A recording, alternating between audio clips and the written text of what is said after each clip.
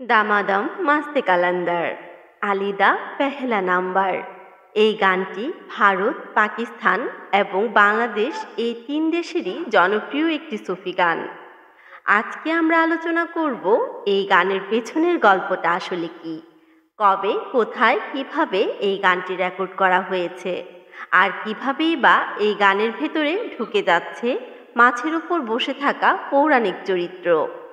পাকিস্তানের সিন্ধ শহরের শেহওয়ানের এলাকাটি সুফি ও দরবেশদের মিলন কেন্দ্র। আর এখানেই আছে এই গানের প্রোটাগনিস্ট লাল শাহবাজ কালান্দার রহমাতুল্লাহি আলাইহির মাজার শরীফ। শোনা যায়, মরুভূমির আশেপাশে এক জিপ্সি বালিকা হঠাৎ একদিন শেহওয়ানের বাজারে মানুষের সামনে পাঞ্জাবি ও উর্দু অ্যানিমেশনের গান পরিবেশন করছিলেন।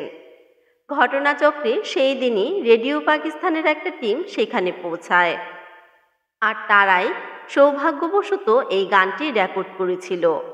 সেই জিপসি মেয়েটি যেমন হঠাৎ করে এসেছিল, আবার হঠাৎ করে উধাও হয়ে গিয়েছিল। তাকে আর কোথাও খুঁজে পাওয়া যায়নি।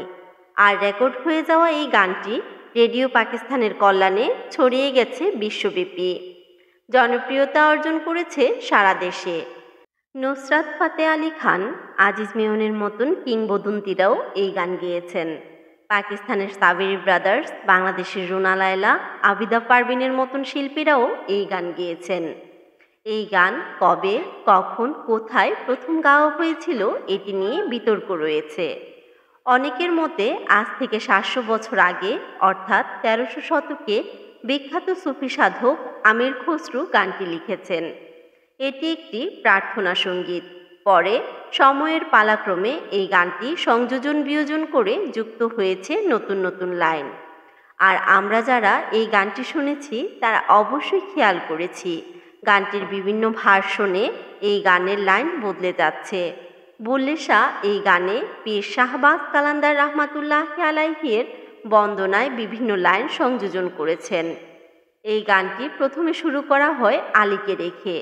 তাকে বলা হয় পেহলা নাম্বার, কেননা আলী সর্বপ্রথম পুরুষদের মধ্যে রাসূল পাক সাল্লাল্লাহু আলাইহি ওয়াসাল্লামের প্রতি ঈমান এনেছিলেন।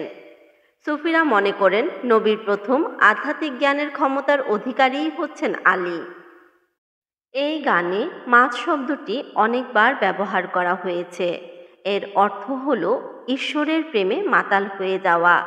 এই মাতাল হওয়া যতটা না মদিরা পানের মাতাল হওয়া, তার চেয়েও অনেক বেশি হচ্ছে আধ্যাত্মিক উচ্ছ্বাসের পুলকে নিজের সত্তাকে বিলীন করে দেয়া।